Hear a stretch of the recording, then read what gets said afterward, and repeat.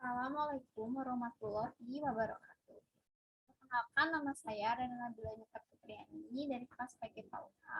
Di sini saya akan mempresentasikan tentang akhlak kepada Allah Subhanahu wa Ta'ala. Latar belakang akhlak terhadap Allah atau tingkah laku hubungan manusia dengan Allah Subhanahu wa Ta'ala adalah sikap atau perbuatan yang seharusnya dilakukan oleh manusia sebagai makhluk kepada Allah. Akhlak terhadap Allah adalah pengakuan dan kesadaran bahwa tiada Tuhan melainkan Allah. Akhlak merupakan salah satu ajaran Islam yang harus dipelajari oleh seluruh umat manusia. Ada realitas satu, ada beberapa latar belakang mengapa kita sebagai manusia perlu berakhlak kepada Allah.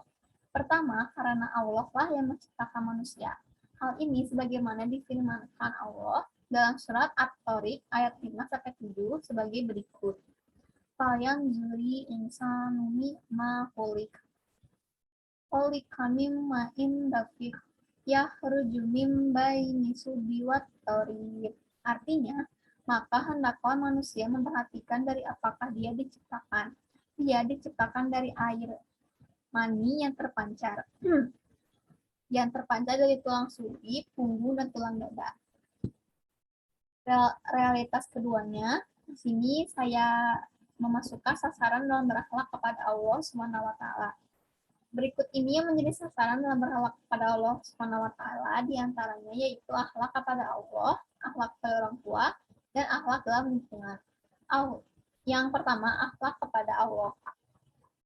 Menurut pendapat Kusman, ada beberapa akhlak terhadap Allah dan Rasul-Nya yang harus dilakukan manusia, antara lain menuruti kehendak Allah, berlaku sopan terhadap Rasul, dan ajaran hidup sederhana.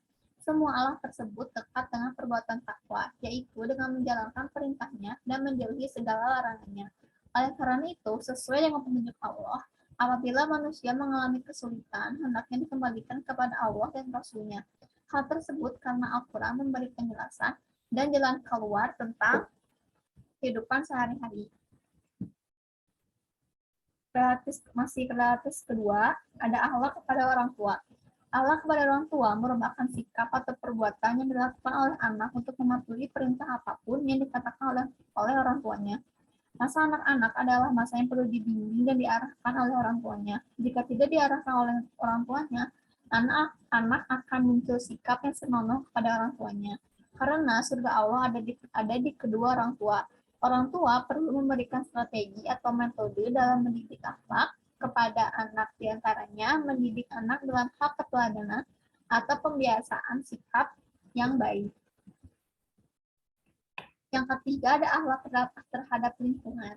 Manusia sebagai pemimpin dunia untuk dirinya sendiri adalah pengelola alam untuk kelestarian kehidupannya sendiri.